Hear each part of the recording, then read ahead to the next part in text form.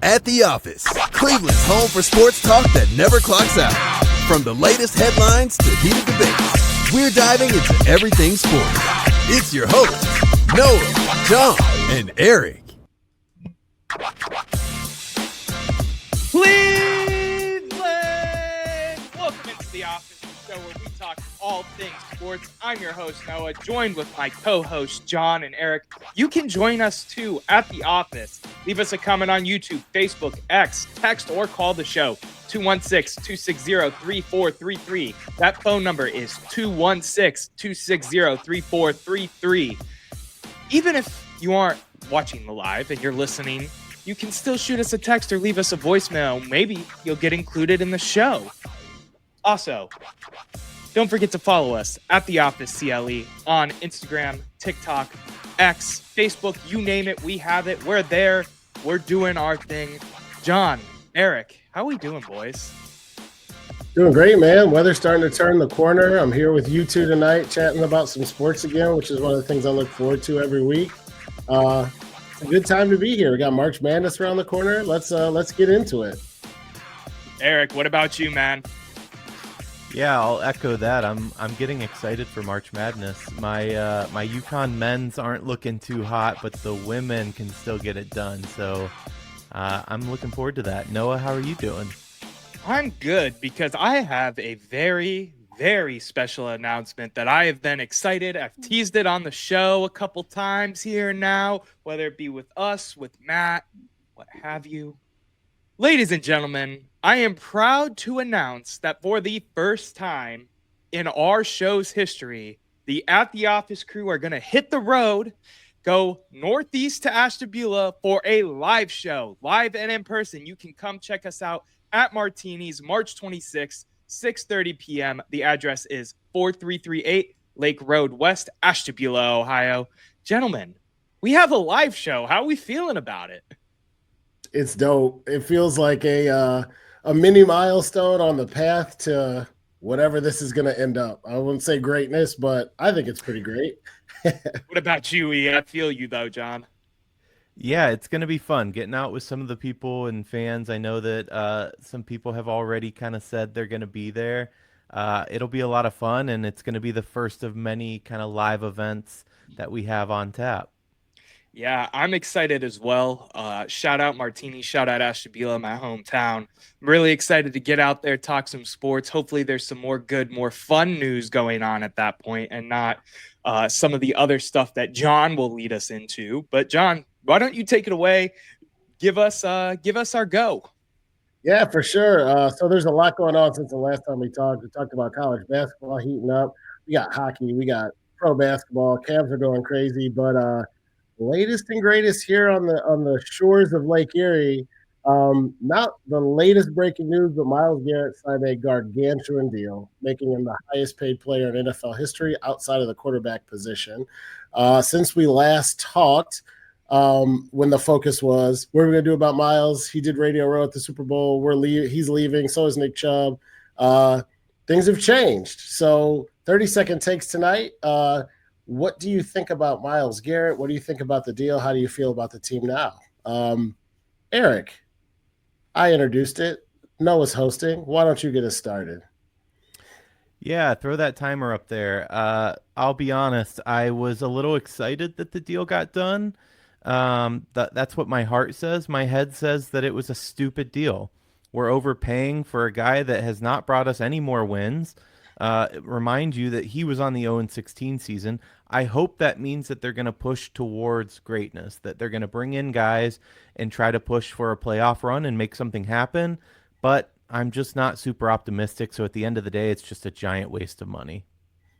All right. I was going to go next, but Noah's going to disagree. So why don't we get right into that? Give yourself 30 seconds, Noah, and tell us why you disagree with Erik. Because he's the best player on the defensive end of football in the league right now. Calling him a waste of money is a disgrace as a fan of this team to call him that.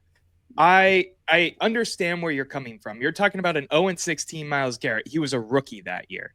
Yes, he isn't a quarterback and doesn't make the game-changing plays that you understand that a quarterback does. But it's also Myles freaking Garrett, man. He deserves every penny of it, and I'm so glad he's back in the orange and brown, and we don't have to worry. Erik muted me. Oh, yeah. He got me in last week. I was ready. Hard disagree, man. I think it's good that we set the cameras up this way because Noah's on one extreme, Eric's on the other. I'm in the middle. Two things can be true at once, and they are tonight. Does Myles Garrett deserve it? Yes. Is he worth the money? I think so. Is he one of the best, if not the best defender in the NFL? True. Has my win prediction for the Cleveland Browns next year changed because we have him instead of lost him? No. I think it's the same. I think you pay defensive players like Myles so that when you're in the AFC Championship, you got to get Patrick Mahomes on 3rd and 8. He comes off the edge and gets him. I don't think it's going to make a 3-win football team, a 7-win football team, but all things considered, with the way things have been going lately, I am glad that he's back in the orange and brown. Better than a Steeler for sure. So what does that do for us, though, gentlemen? If the goal is to win football games, and we're saying, Noah constantly saying, no, they need to rebuild. This is not a win now situation. What's the point? You're leveraging the future now for a player that's not helping you. Well, my mindset with this whole thing is that he is going to move forward and they're going to move in a direction where they're back in a win now window. If you trade Myles Garrett, yes, you blow it up and you rebuild. But now that he's re-signed and he's here until 2030, your goal should be winning every year. And I think that's where the team's moving. We haven't seen those moves and those pieces and those parts fall into place yet. We're in the first real official day of free agency in terms of the new league year starting and all that. But I think there's still something coming that hooked Myles back in. Yes, 40 million big ones is a part of that, a huge part of that. But there's no way a guy goes and trashes a franchise, goes and says all that he has said about wanting to win now, and there isn't some sort of plan or some sort of contingency thought process, at least, for this team to move in a direction to win, whether that be a veteran quarterback that we aren't really thinking about right now, or they sold him on a dream of Shador or Cam Ward. I don't know what it is.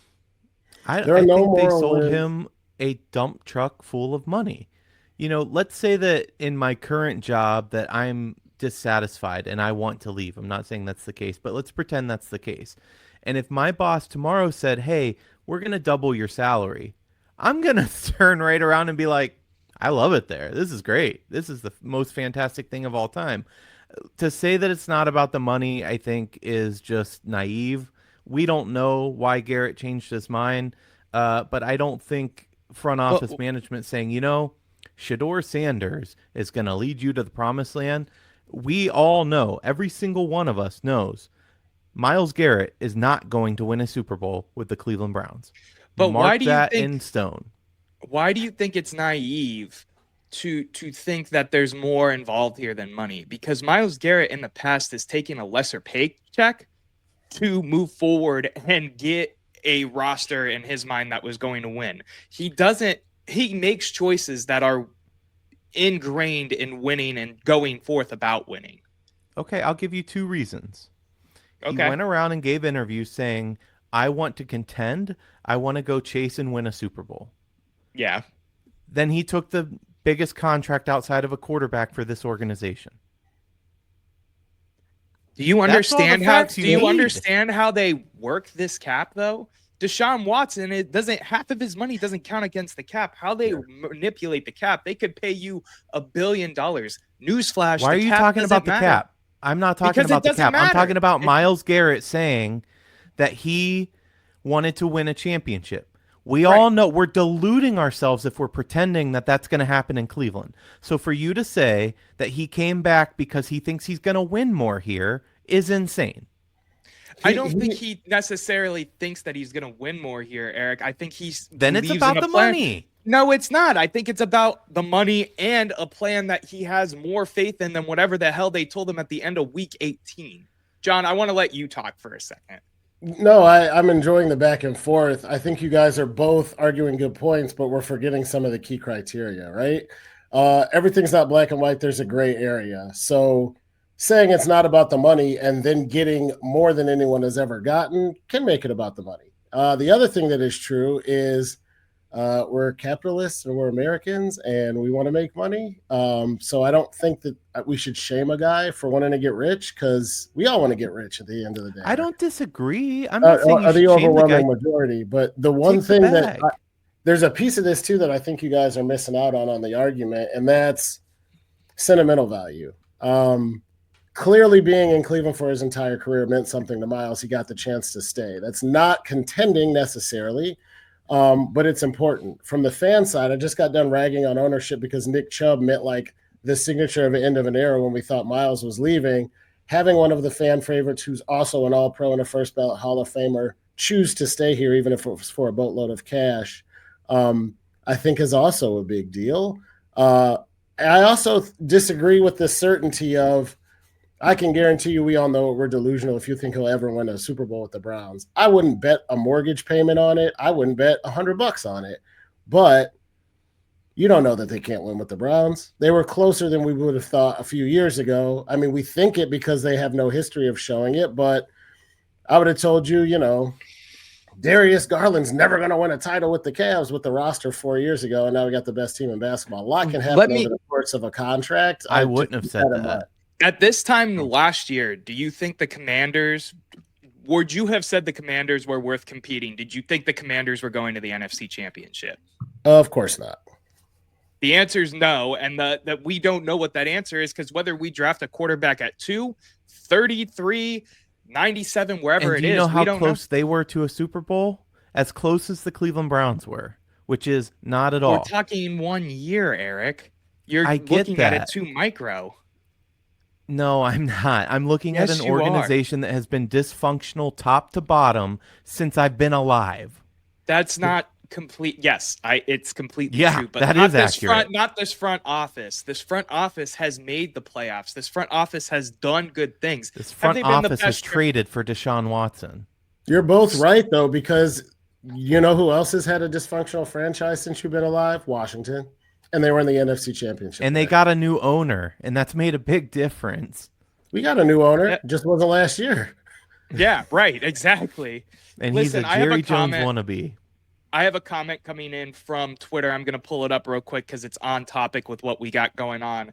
Cavalier asks, quick question. Greg Newsome said today on Spaces that his favorite player in the draft would be Sanders. Do you think that means anything? I'm going to let you guys answer first. I'll answer last. Erik, I think opened us up. John, go for it, man. Yeah, I don't think it means a lot, but it means something. It's a vote of confidence from somebody on the team who might want to see the guy. Listen, Shedeur Sanders is getting buried nationally for not being a top-tier talent in it. Like he can control the year he was born or who he comes out against. He's the best or second-best quarterback prospect in this draft. He will get drafted as such, and anybody who gets him will have a legitimate shot. You want me to give you the list of where like Pat Mahomes and Lamar Jackson were drafted, how everybody said they weren't going to be good and then they were good? Russ Wilson. There's a lot of really good quarterbacks that everybody on draft day said, oh, he grades out as a third rounder. They don't know shit. Tom Neither Brady. do we. If they draft Shedeur, I'm going to be rooting for Shedeur. Brock Purdy. I think he can play, but no, I don't put too much stock in it because he doesn't get a vote on who we draft. But that said, if we take him, that's one guy who might be in his corner. Erik, what do you think, man? I mean, I think exactly the same that John just said. No, it doesn't mean anything. The one point that I'll slightly disagree on is whoever gets him will be balling. The simple fact is we just don't know. I'm not a Shedeur hater, but drafting is like throwing darts at a board when you're not a dart player. It's luck. We have no idea. There are tools that we use to measure, and then you have guys like Tom Brady that go in the 12th round and barely get drafted and is the greatest of all time. So I don't think we have any measure of what he can or will do more than what we've seen in college, and we know that that's not a true measure of anything. Yeah, I'm going to double down on the fact that I don't think it matters, and my reasoning's different than the both of yours. I don't think it matters because I don't think Greg Newsome's going to be a Brown in 2025. His cap savings for a deal makes way too much sense for them not to package him in there. He's good enough that someone will want him as a second or third corner, but he is not good enough for us to justify keeping that cap when we have Martin Emerson and Denzel Ward. Yes, there's some injury history there, But just with how they've gone about roster construction in this free agency offseason period, which I know we're going to get into here in a second, I don't think he's going to be on the roster, whether it be in a rumored Brandon Aiyuk trade, which again we'll get into, or some other dwindling pick trade, basically. It's funny that you said our secondary has some injury history. That's like saying it's an understatement of the century. It's like, yeah, Diddy's got some baby oil history. Like, yeah, it's accurate, but it's deeper than you that. went there with Diddy. That's crazy. A lot of injuries in the Browns secondary. So, with that being said, gentlemen, I'd like to push us forward in the show. We have a great show planned for you. But first, we got to shout out our sponsor here on the channel during the show, and that is D&D Meadery. Derek and Dominic, two brothers from Northeast Ohio, have reinvented the craft of making mead. Mead is honey wine for y'all that don't know out there. This stuff is delicious. This is succulent. John drinks it like it is water. Erik drinks it like it is, what does Erik drink a lot of? Diet soda? I don't know. It is some good stuff. If you use code @TheOffice CLE @the-office CLE, you get 5% off your order. You can do it online, ddmeadery.org. If you buy 2 bottles, yes, 2 bottles, you get this beautiful D&D Meadery shot glass to pour your mead into to shoot it straight, even though you can sip it like a glass of wine. Gentlemen, what do you guys have to say about D&D Meadery? I have it on a ice sphere in my At the Office mug right now. It's a perfect Wednesday night pick-me-up. No hangover, Fantastic. No bad feelings, just a smooth sipping, smooth drinking, excellent concoction from our friends out of D&D. Erik, how you feeling about it? I love it. I'm going to remind Noah now to mark the 21 plus when we upload this to YouTube later, thanks to John taking some sips. But no, it's fantastic. I don't blame him at all for putting that in his cup right now because it's good stuff. You should definitely buy it and use that very long code that will get you 5% off. Gentlemen, this has been a pleasure. Shout out Derek, shout out Dominic, shout out D&D Meadery for helping us with everything we do here at the office. John, I've been waiting. I'm ready. Let's talk NFL free agent frenzy. Kick it off for us. I got to be honest, this is such a Cleveland thing. The Guardians are getting ready to break training camp in like 23 days. The Cavs are in first place by 1.5 miles and bludgeoning everyone. And we're talking NFL because this is Brownstown. And with good reason. A lot of times it's silly season. There's a bunch of, second string left tackles who are moving between non-contenders and nobody cares. But the NFL offseason was going crazy before it even officially started. Free agency wasn't open, but apparently the floodgates were because my Twitter blew up over the last week or so. There's all these different players moving. I want to get into all of it from DK to the rumors and who might be coming, who might be going, who re-upped for massive money. But let's start where we always start and keep it local. Browns were active, which I like to see. Cornelius, Devin Bush, Kenny Pickett, Malik Collins. We've had a lot of activity in terms of who we're keeping. We've had some activity in terms of who we're not. You just alluded to the fact that we might be parting ways with Greg Newsome. So to get us started on this big NFL free agency roundtable, what do you think's next for the Browns? What are you looking for? What do we need? What are your thoughts on the rumors? Do you like what they've done so far? Noah, you're our resident football guy, and Erik kicked off the last segment, so why don't you get us on and popping? Yeah, this is unfortunately my favorite time of year as a Cleveland Browns fan.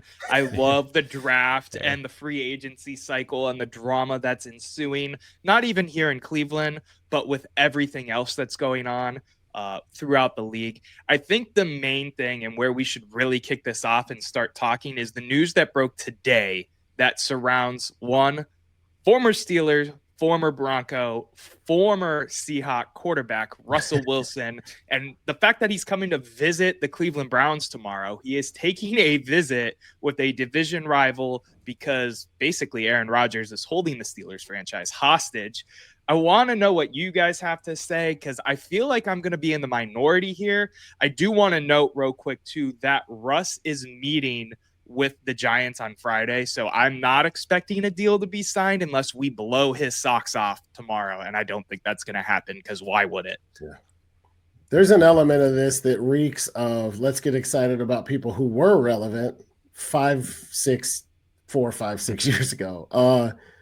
There are big names that are going to move. If you play a starting quarterback position in the NFL, you have 1 of 32 jobs. They're highly coveted and very important.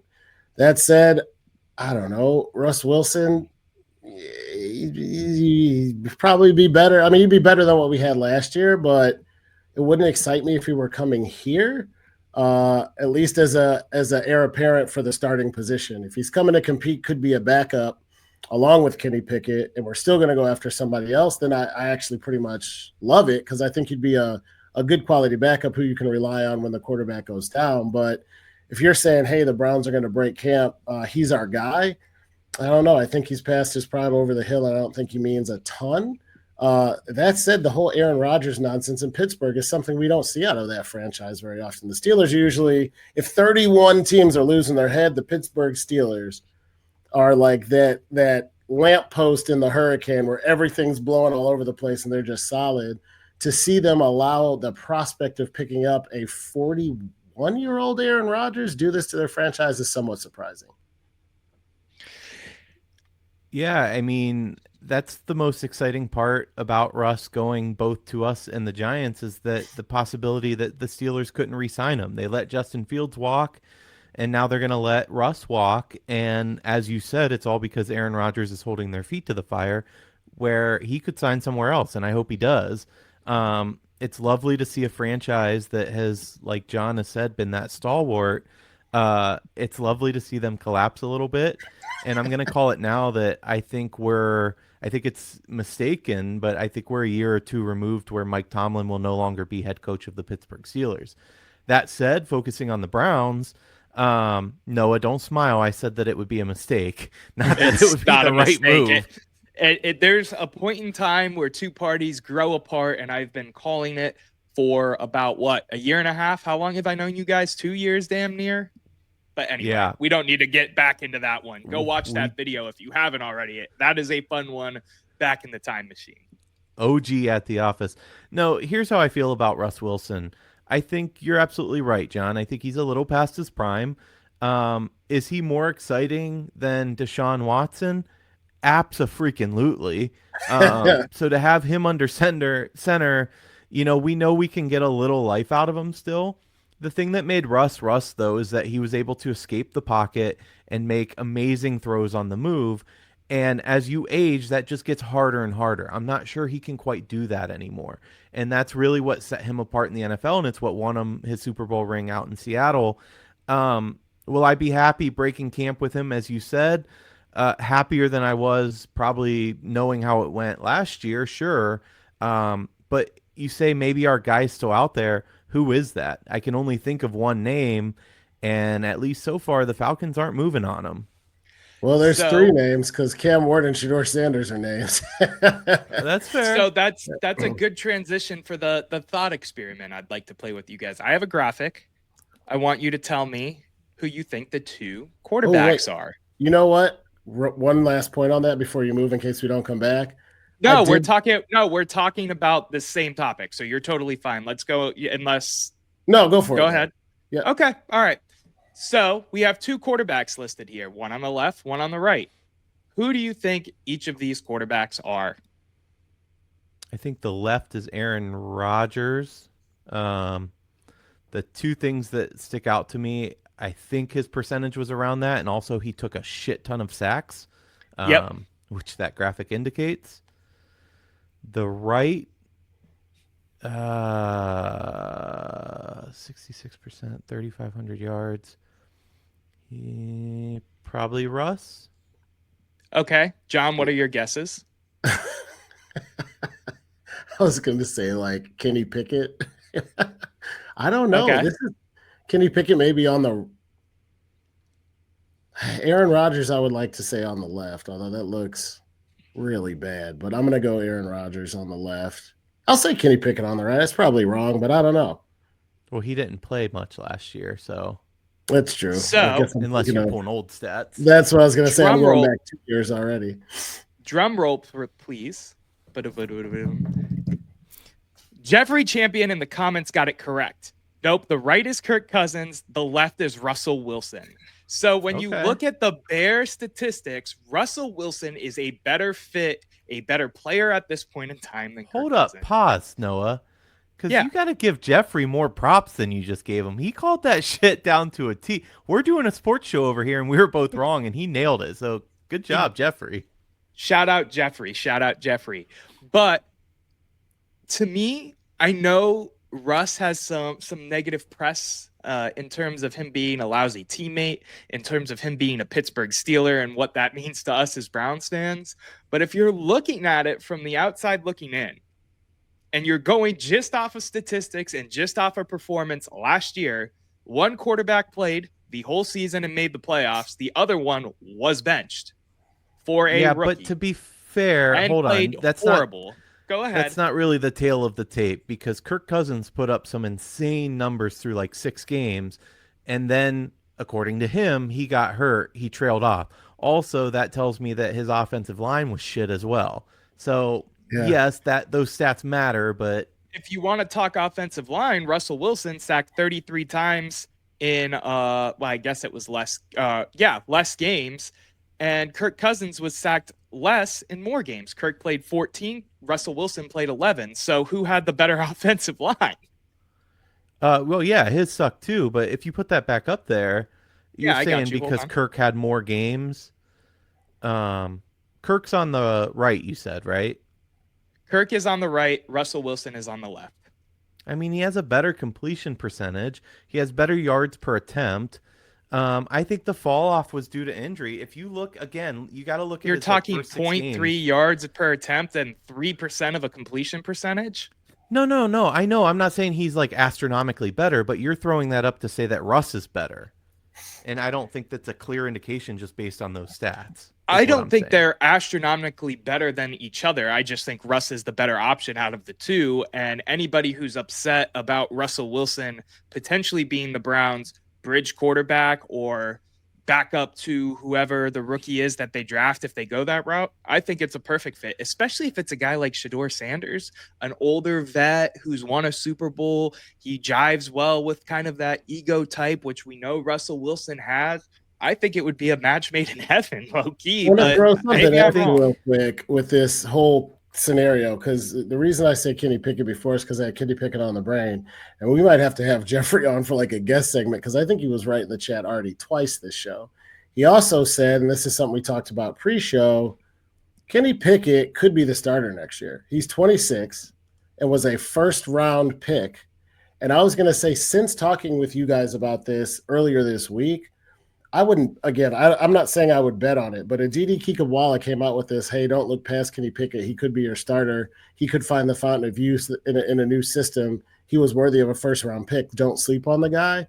That is valid. I think if we bring in a Russ Wilson, the odds that Kenny Pickett start go down substantially. But this guy could win an outright competition in camp. I don't – it's not crazy to foresee that he might beat out an aging Russ Wilson for the starting job. So here's where I'm a little confused. And that is in signing Kenny Pickett, the way that I took it is that we were signing a backup quarterback.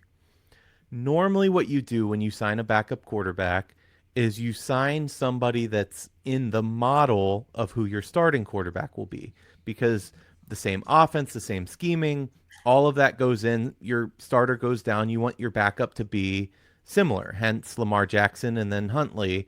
Very, very similar play styles, right? Back when he was his backup. I know he's not anymore. So when I see us pick up Kenny Pickett, it makes me think that they're going to get a Kirk Cousins type, or that was the idea. And you could argue, Noah and I talked about it today, that Shador is kind of that pocket passer as well. Maybe they're planning that route. I don't know, but it seems weird if Russ isn't what I think of as a pocket passer. He's like 5'2", number one. He can't stand in the pocket. So to sign him and go after him, maybe it's just because dominoes are falling weirdly and we didn't expect to be in the place what we're at. but I don't know. It doesn't seem right. It seems like we're put in different pieces here, and we're just going to see how it shakes out. And maybe that's the case. I still think there's an overarching plan, and that's what made Myles Garrett want to come back, whether that's a combination of a young vet. I don't know what else to call Kenny Pickett, a younger player that has had some experience and some past pedigree. My pick was Kyle Trask for that. They went Kenny Pickett. I've said that on the show before. A guy like a Kirk, a Russ, an Aaron Rodgers, and a rookie quarterback. Now, with all the drama that has gone on this week, I don't know if it's a rookie quarterback at 2. They try to grab a Jackson Dart at 33, a Will Howard maybe at 33 or a little bit later on. I don't know what that looks like. I don't have the answers anymore. I'm completely confused if I'm going to be completely honest. But I'm really curious to see what they do. And we haven't even touched on what the rest of the Browns' moves have been yet. No, I was going to say on the quarterback thing, one last thing from my point of view too. Erik, I agree with you if the starting quarterback is mobile and a runner or a run-first guy. You can't back up Lamar Jackson with the statue or the old Mike Vick or Donovan McNabb for that matter. I think Russ Wilson at his age is not the threat to run that he was. And I think that even though they're not 100% apples to apples, I don't think Kenny Pickett is that big a stretch from a Russ Wilson because they got to throw from the pocket in some capacity because Russ just can't run all over the field like he used to. And to be fair to Kenny Pickett, he is in that model. I'm going to say this, and I don't mean he's as good as, but he is a Josh Allen light kind of player. He's extremely athletic. He can get outside of the pocket, and he can run if he wants to. So fair. Noah, you threw 2 other quarterback names out, maybe in jest, but you've got to bring it up. Who did I throw out? Who else did I throw out? I'm sorry. You threw out a Mr. Kyler Murray and the current starting quarterback for the Houston Texans. Oh yeah, that was complete jest. And I'm glad you didn't name the other one I threw out because that's my hot take today. So I'm gonna leave this alone for the time being. But for those who want to know and want to pick up on what we're talking about, obviously we have a group chat. We talk sports news 24/7 with each other, prep each other up for the show. And I wake up with these epiphanies of the Browns just adding some stellar quarterback. And I don't know how they're going to do it, but they're going to do it. And those were 2 names that came to me. Whether that may have been during a bar crawl or not, we'll talk about that maybe on an after show sometime. But yes, there is a rumor though that Kyler Murray to Pittsburgh. I think they're drumming up that rumor, but it is out there. I haven't seen that actually. That is interesting. That is really interesting. Cavalier 0101. How do you guys feel about the addition of Collins at DT? Is he a better replacement? That's the guy that they signed today for $20 million. That is one. Give me 1 second. Malik Collins, 2 years, $20 million deal, defensive tackle. Very similar type of player to Dalvin Tomlinson, who we cut for cap reasons. Saved somewhere between $6.7 million and $14.5 million, depending on cuts and how dead cap works. We don't know what that exact number is yet for the Dalvin Tomlinson cut. What do you guys think of the addition? I was a big fan of it personally. I want to know what you guys think about it. Yeah, keeping it even for less money is generally a good move, especially when you sign contracts like Myles Garrett and Deshaun Watson. Not a difference maker, but I think he's a solid player, and we save some cap space. So good move. What about you? It worries me a little bit that he's been with 4 different teams in 9 seasons. This was a 3rd-round pick of the Cowboys. He's 30 years old now. He's accumulated 30.5 sacks, 51 tackles for loss, 88 quarterback hits, and 8 fumble recoveries, and 4 passes defended in his career. Those aren't wow you numbers by any stretch, but I think he's a serviceable replacement. And if the cap and money's the name of the game, he's not a bad pickup, certainly. I think it makes sense just with how we manipulate cap to add a guy that we can restructure, and put a bunch of void years on and kick the can down the road and make it work. I think he's very similar. I think he's a good fit for this Cleveland Browns roster. My favorite move, though, out of all of these players, and shout out Cavalier on X for throwing us another question. My favorite player that they've added, of course, I got to give love to my fellow O-lineman, Cornelius Lucas, offensive tackle, 2-year deal worth up to $10 million. I'm a big fan of this guy. Why, you may ask? 74.1 Pro Football Focus grade. That is compared to Jack Conklin, who had a 66.2 last year, and DeJuan Jones, who had a 46.4. This is overall. Cornelius Lucas is a career swing backup. You need him to play something, he'll do it, and he'll do it injured and does not care. In terms of needing a guy to plug and play off of the bench, almost like a 6-man of the year when it comes to O-line, I am ecstatic about this signing, and I could see him playing some meaningful minutes for us just with how injuries have worked for the Cleveland Browns. Do you guys have any other players that you guys were interested in? I just had to shout out my fellow linemen. Well, one quick note on Lucas. He's a little bit of a risk because he does have an injury history. His first 2 NFL seasons ended because of lower leg injuries. But we're getting an below average production from a position that that's pretty important. But like you said, as a bridge guy that you might need to call upon, hopefully he'll be the guy. Fingers crossed, right? Yeah, for sure. Jeffrey Champion, unless you had something to add real quick on Lucas.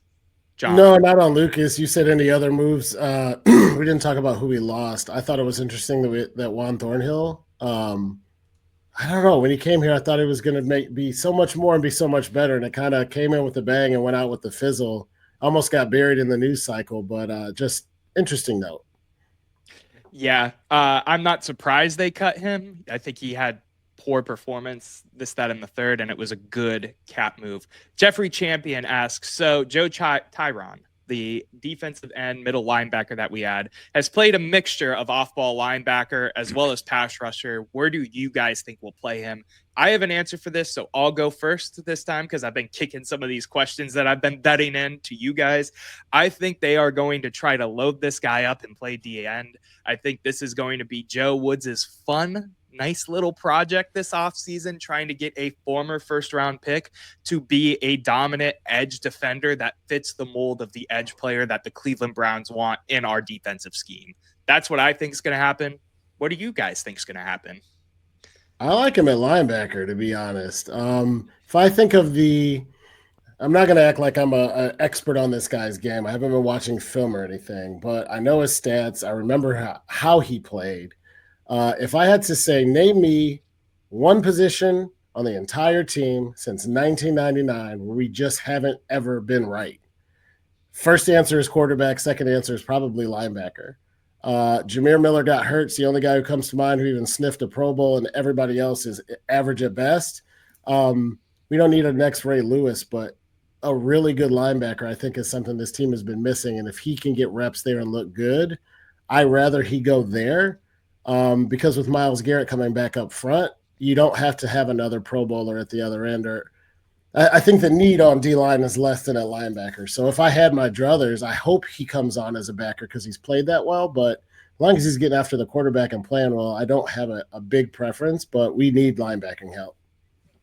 Yeah. I think that's exactly. I think you're going to see him at outside linebacker. I think you're going to see him at DN. He's going to be in on those pass rush situations.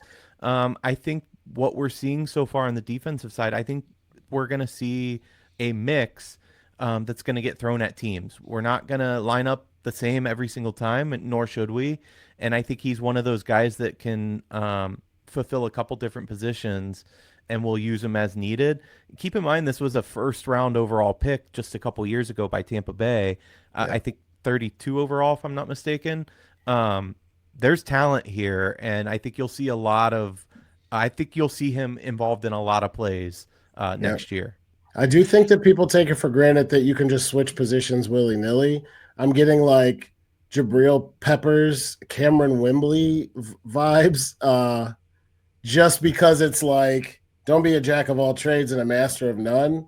So they know what they're doing better than I do, but I'd hate to see them go, he's going to split snaps and just not really take to either position, as opposed to picking a place of need and where he seems to be better and letting him eat there. So, gentlemen, we've talked a lot about the line and defense. and quarterback. But what about receiver? Because the Rams just cut a guy that could be interesting, and I'm curious what your take is on that. Yeah, For I those would people love a not Cooper. watching Twitter, real quick, tell everybody who you're referring to. Well, I am referring to the fantasy champion, Cooper Cup. If you had him on your fantasy team a couple years ago, you know how good this guy can be and is. He's been hit with the injury bug a little bit too, but he is that 5-star. If we were talking like a recruit coming to college, he is that 5-star kind of receiver. He's your number one kind of guy that could be had on the cheap this year. Yeah. Go Yeah, ahead, Matt. Sorry. I'm all here for Cooper Cup. If he wants to come here and be a culture guy and sign a fair deal and do that kind of thing, I'm all here for it. Jeffrey Champion mentions his injury history, and I 100% understand that. But as we talk about signing older players, that's what's going to come with it. Jeffrey Champion also mentions Tyler Lockett is a receiver he'd be interested in. Veteran talent in the locker room, that's another guy I'd like. But sign me up for Cooper Cup. I love Cooper Cup. Why not? While we're John, talking what do you think? I'm with you. There's different points in our history where I might have said, yeah, we could use him, but he's going to end up in the slot, or that we don't have a number one receiver. And that's all due respect to Jerry Jeudy. He had a hell of a year last year, and I think he's a very good option at number 2, but he is not a throw it up in the air and let me come down with it kind of receiver. And if you don't have that talent, you need depth, which we also lack. So give me all the receivers because you got to throw the ball to win. The other thing I was going to ask you guys, since we're on wide receivers, is what about a trade for our friend Brandon Aiyuk? Gentlemen, why don't we possibility? Why don't we do this? Why don't we do this? Because we are coming up on 45 minutes already. Let us cut to commercial break. When we come back, we'll talk Brandon Aiyuk to the Cleveland Browns, because that is a rumor that has been floating around on the internet. You are listening to At the Office, a Cleveland sports show. We will be back after these commercial messages.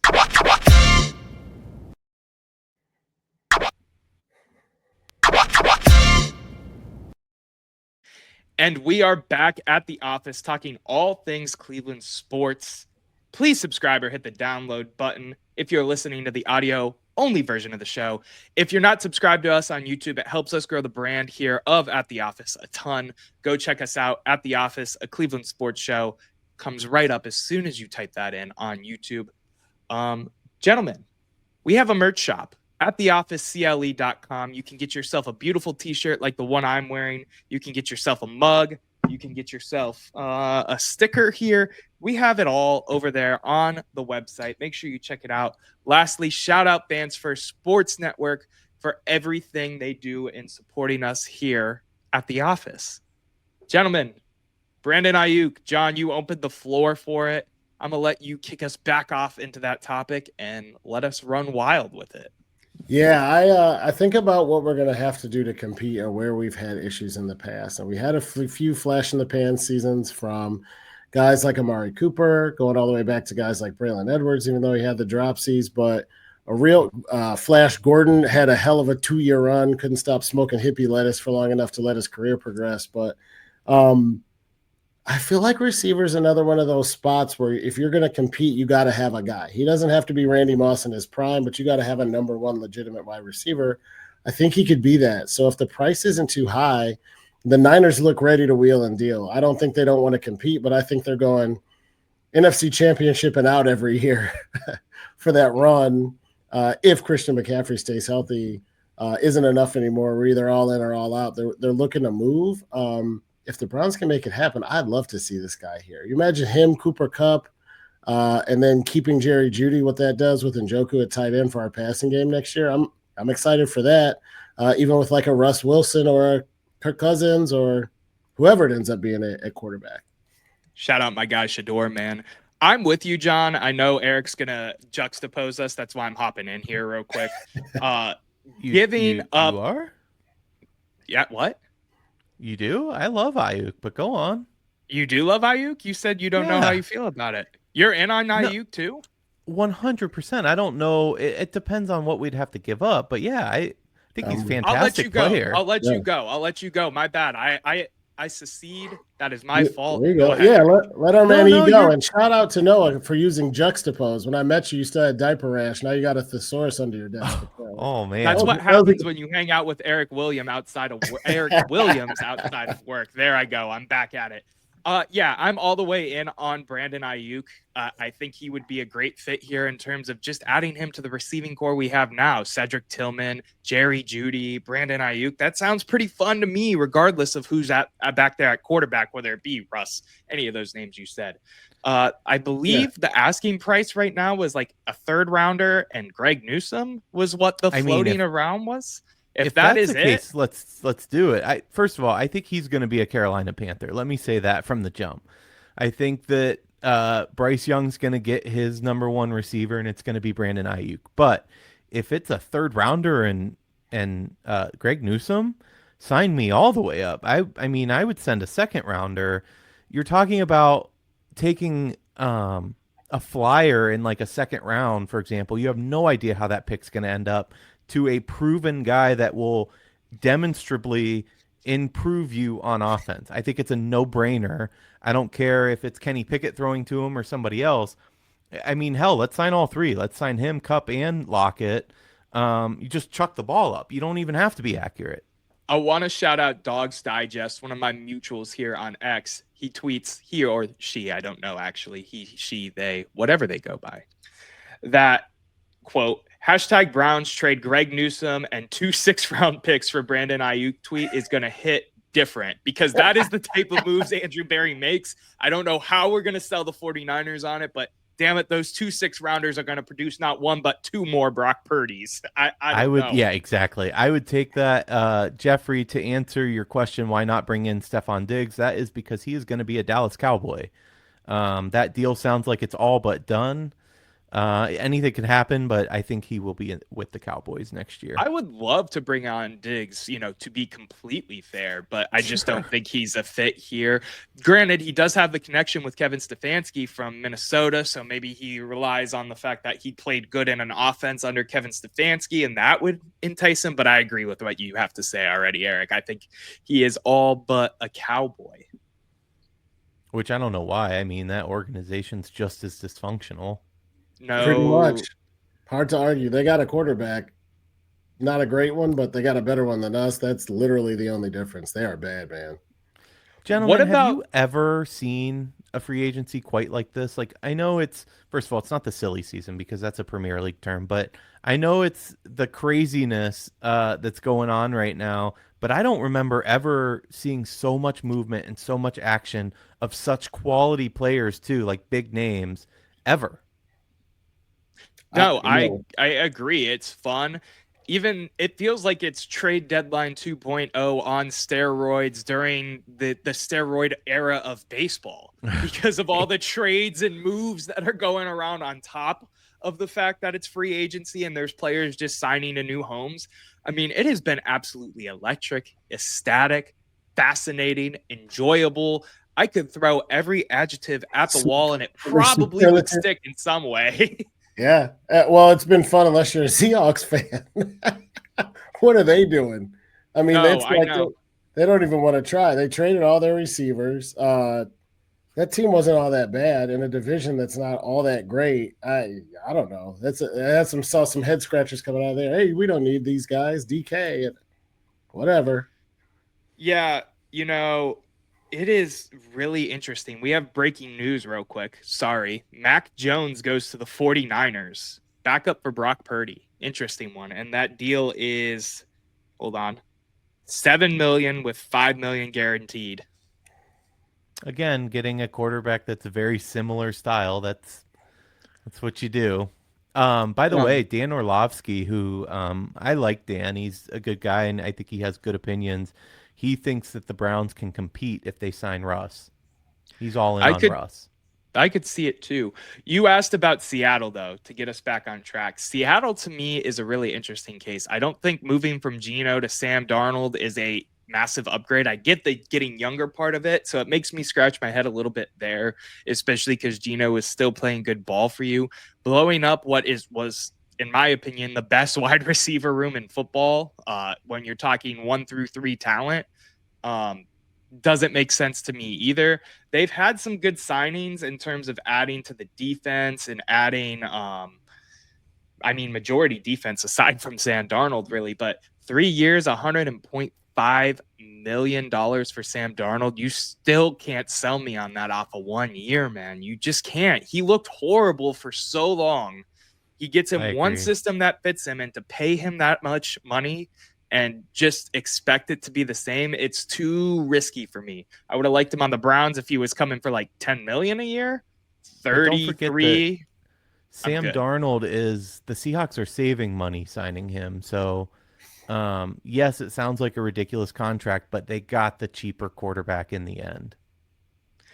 I'm curious what the trade of Geno Smith is going to mean in terms of the Raiders and quarterbacks, because, it came out that they want to commit to him long term and sign a contract. But does that mean they're going to draft a guy or attempt to draft a guy this year or next to sit behind him and learn? It's really interesting. That's a really good question. Go ahead, E. It makes me wonder, too, Tom Brady's part owner of the Raiders.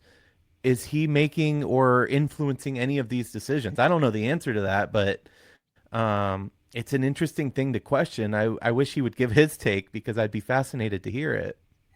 Yeah, I was going to say with Tom Brady, you literally took almost every word out of my mouth. I was going to say with a guy like Tom Brady as part of the front office, quarterback should be the one position where they might know a little bit more than they're letting on, but it's also the Raiders. I can't throw bricks in a glass house as a Browns fan because we suck at everything too for the most part, but the Raiders are right there with us, and if it can go wrong, it will go wrong kind of franchise.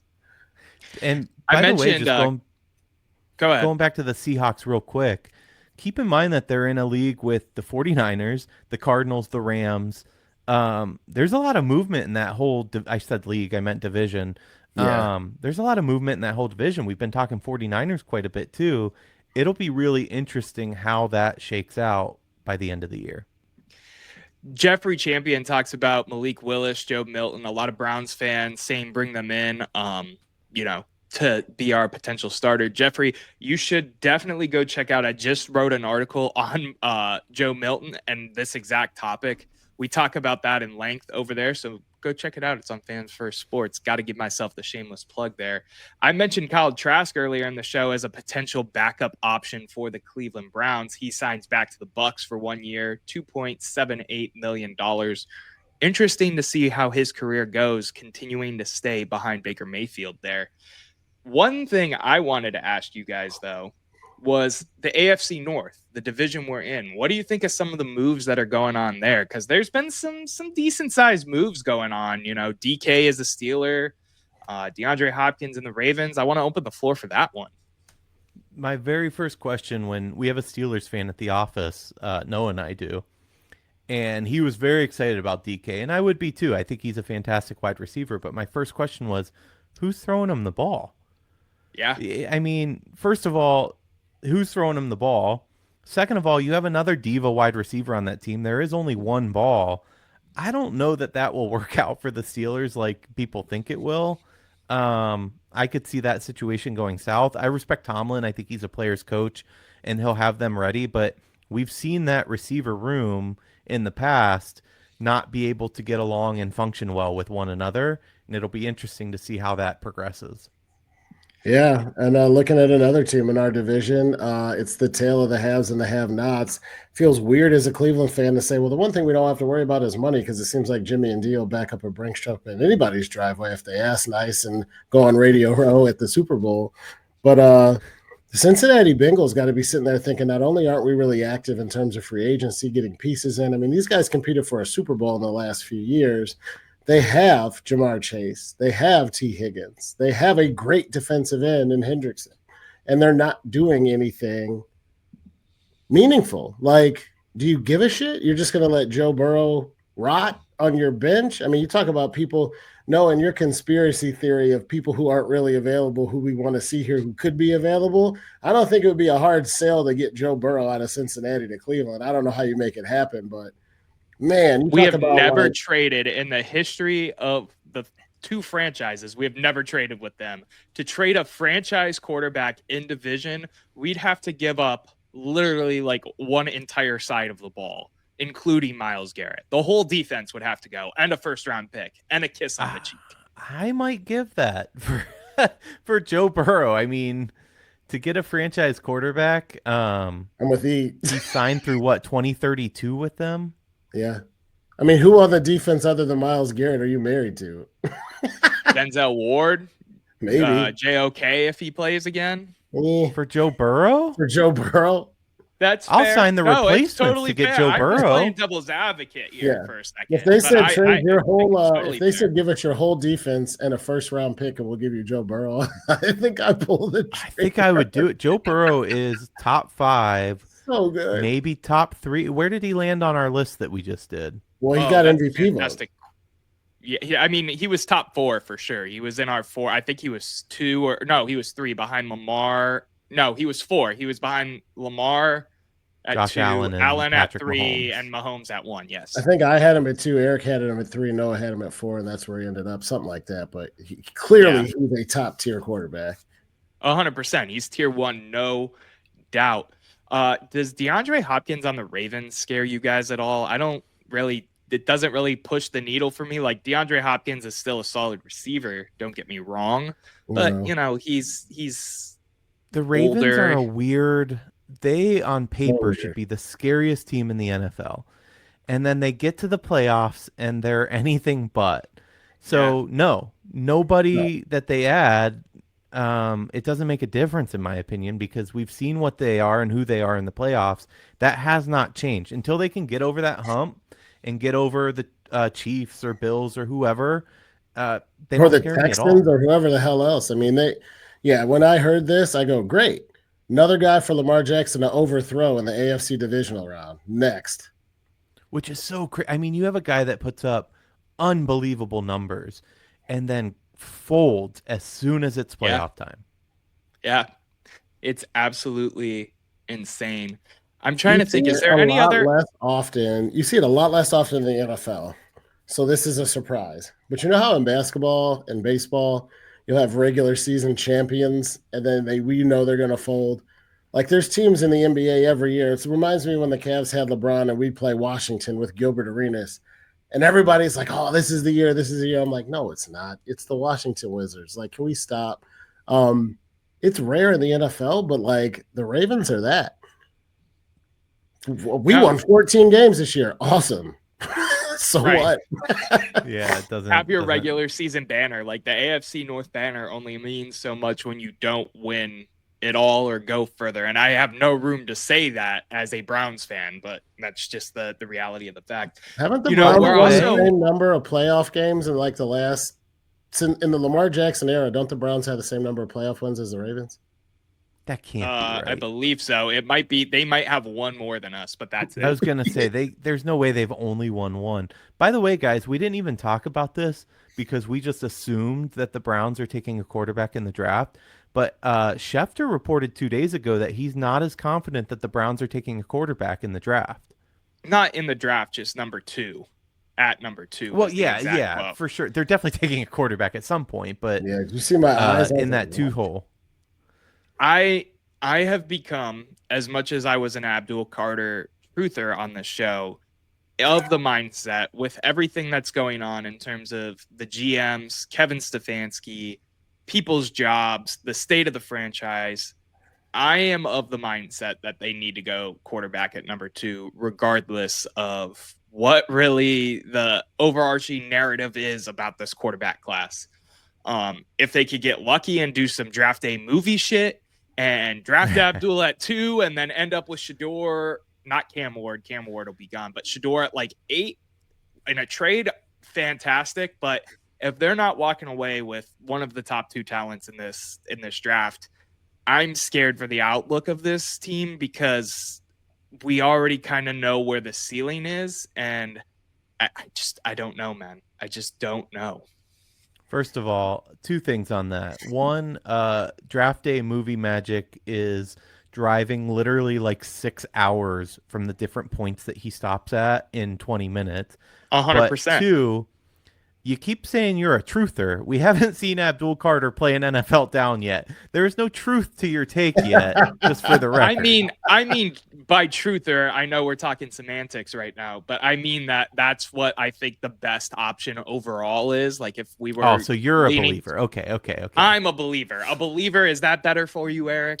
It is. Fair enough. I think there's I there's could, a Jalen Monroe, Will Howard conversation later on that we haven't had. That's turning draft more so than free agency, but I just thought it was worth throwing out since we're talking about Browns and strategy at quarterback, especially if you get another veteran, like you get a Russ Wilson, and we have Pickett to back him up. I don't know if Shedeur Sanders fits there. I talked to my dad about the Browns three out of the 5 days a week we talk on my way to work, and he goes, "You can't have too many quarterbacks." I agree.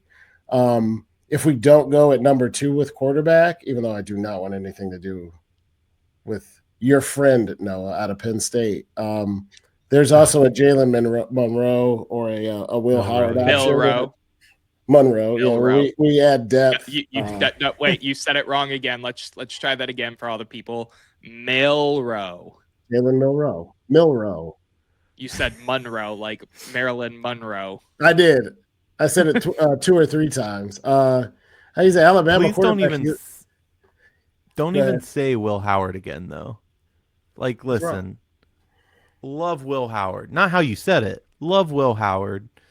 He brought us to the promised land as a Buckeye fan. He'll always have a place in my heart. Let's not ruin that by drafting him as the Browns. The guy, I mean, listen, you could say all you want about throwing to different receivers at the combine and it being different. You don't miss by 20 yards because it's a different receiver.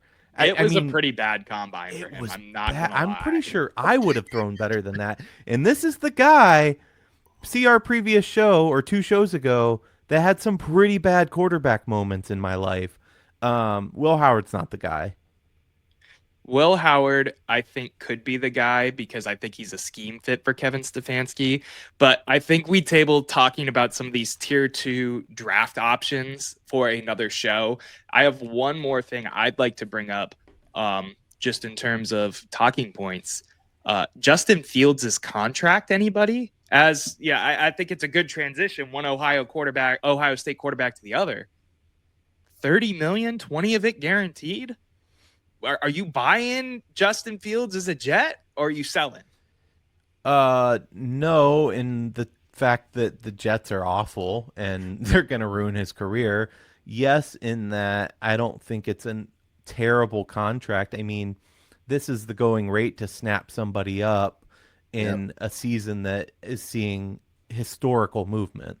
Yep, and the going rate's actually higher for a guy you believe in who can play. It's no shade because Fields, I think, could still be decent. I just mean, that's the going rate for Justin Fields. Let's not even talk about what it would be for a tier 2 or 3 quarterback, let alone tier 1.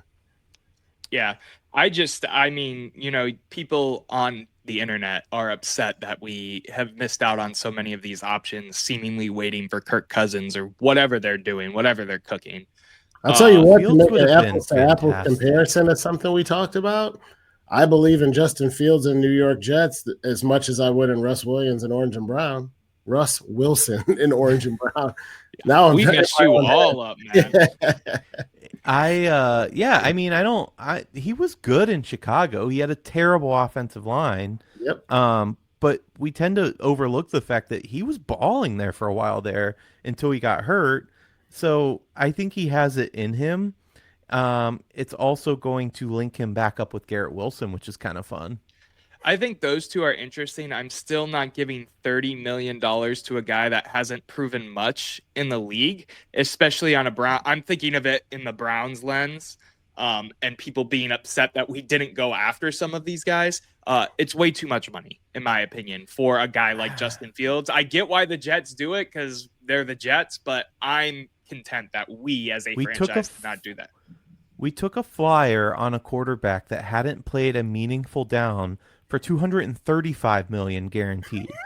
So to sit back and say it's too much money, and coming from the guy that constantly says it's not my money is a little ridiculous. You can be upset about the Deshaun Watson trade. I am too, but we were not the only team in that realm buying that fool's gold. So being That is upset not that a we good- did it is not No. a, That's it's not not good a, reasoning. It isn't. it's not It good isn't. reasoning the other way around in my mind either, because Just because everyone was Italy in on it. joined Nazi Germany in World War II doesn't mean that was a Other good people- deal. I mean, Other people, And if bro, that was going to be the if exact Pittsburgh thing I was the said. team that did it and they ate it, we would make fun of them 100%. But they still would have been the ones to buy in on it. That's my point is everybody 40 was in million on to him. Justin Fields, a young quarterback that has a talent upside. I don't think that's too much. I would have been happy with that deal.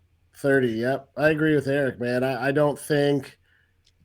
I mean, I don't even need to say anything else. You said all of my points. Yes, because other people did it is a shitty excuse. You're supposed to be better. You have a job to do. Make your football team better. If it was fool's gold and you bought it, you're an idiot. 17 other idiots doesn't make you not an idiot.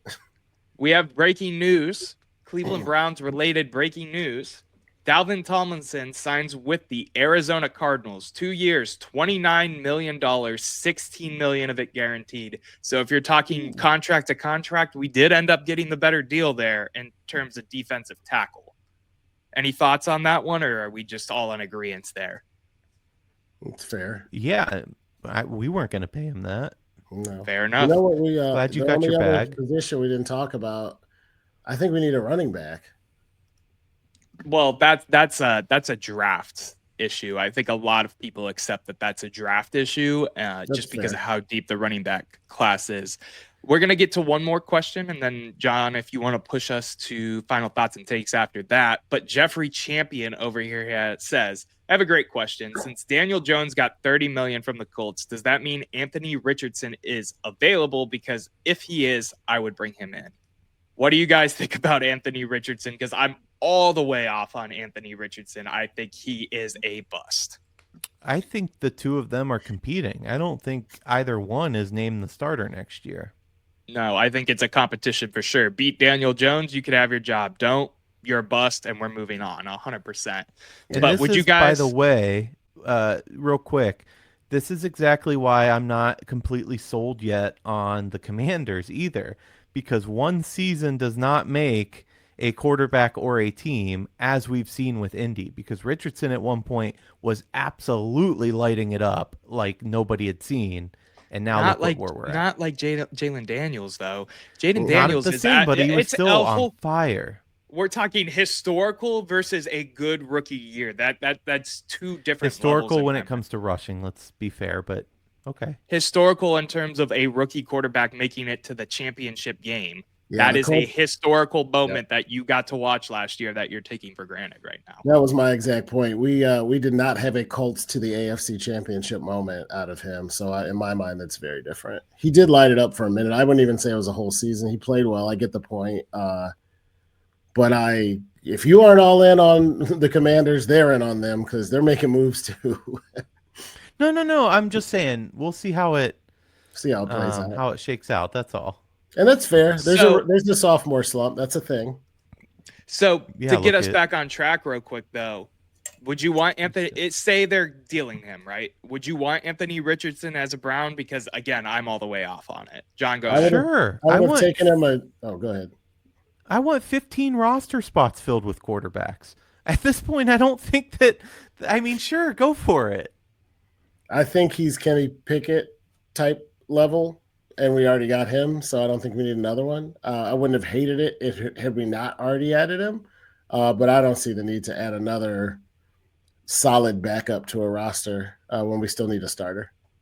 In the mindset of what Erik said, adding 15 quarterbacks and letting them all fight and figure out who it is, sure, I'm with it. But if we're being picky and choosy, I don't think Anthony Richardson brings anything to the table that, again, we're not going, like John said, we're not going to already see, or I really don't have faith in Richardson's ability to pan out in the NFL as a person myself. So I'm good on it.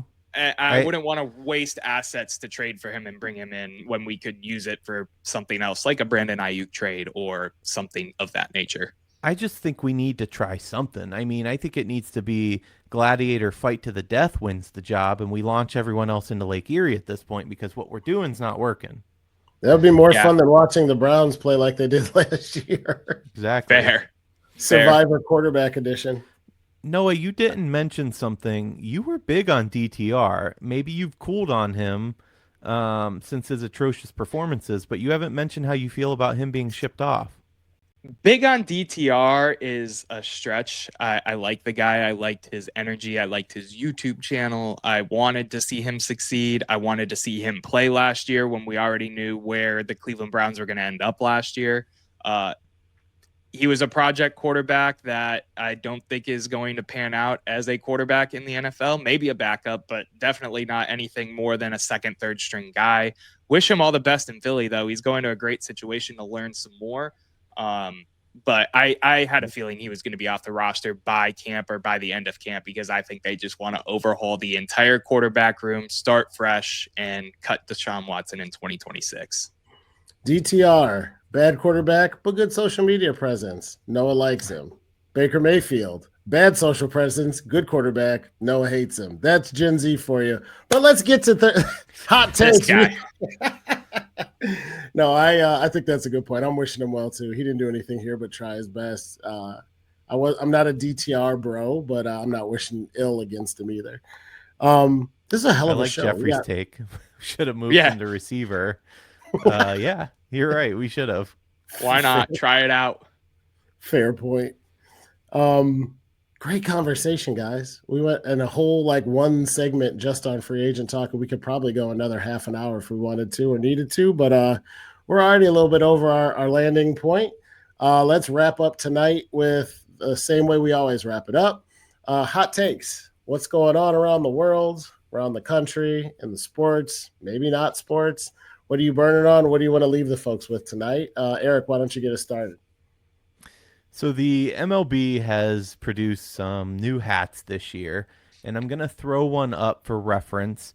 This is Texas's version. So every MLB team basically had the exact same hat with the giant logo in the middle kind of covering up the name of the team. In this case, Texas, who are known as the Rangers and play in a state that borders our southern neighbors and has a large Hispanic presence, they chose to go with Tetas, which I'm not sure if you guys are completely brushed up on your Spanish, but essentially means tits in Spanish, and this has already been pulled from the shelves and is sold out on eBay. Look at this thing. It's a terrible design. I think this was Fanatics. I'm going to just go out on a limb and say Fanatics is trash. Feel free to sponsor us in the future, but you are trash. The CEO is not a sports guy. They don't make, I will say my hockey jersey, my Blue Jackets hockey jersey is a Fanatics. They do the authentic. Thing's solid. For sure. Fantastic. It was beautiful. It's beautiful. Yep. It is. You know how you can buy the authentic what they wear on the field? This thing is so authentic. It has, I didn't play hockey, so John might know the name. It has the freaking strap back here that connects to, I guess, your pads, pants, something. I don't know. They did a good job with it. It's so if you get into a fight, your jersey can't be pulled over your head. Wait, really? That's what that strap's for? The loop on the back of the jersey? Yeah, it's like a... Yeah, most of the pros don't use them and don't snap it in, but if you get in a Donnybrook or a brouhaha, you don't want your sweater getting pulled over your lid. A good old-fashioned Donnybrook, huh? Best Canadian I think you've ever done. Anyway, Fanatics is making trash apparel with some exceptions, and this is just another example. It's uninspired. The design's terrible, and although I probably would have bought it because it says tits, it is now unavailable. So I'm not sure what they're going to replace it with. Maybe a Rangers logo in the middle, but yet another fail. Am I allowed to go, John, or do you want to go? You are. I forgot to plug in my Mac, and it told me it was about to die. I was like, oh. That's great hosting right there, John. No, my hot take, I've been teasing it all show. I keep coming up with names, quarterbacks currently in the league that are going to go to the Cleveland Browns. So we're going to keep it real hot with how crazy free agency and steroid trade season and whatever the hell else you want to call it is going to be. The Browns are linked to trades with the San Francisco 49ers. Brandon Aiyuk is I have something for you. Okay. Since this is such a third down hot take, we're going to play the bell for you. All right, go on. It's third down, ladies and gentlemen. The Cleveland Browns, Andrew Berry, back against the wall, time to save his career.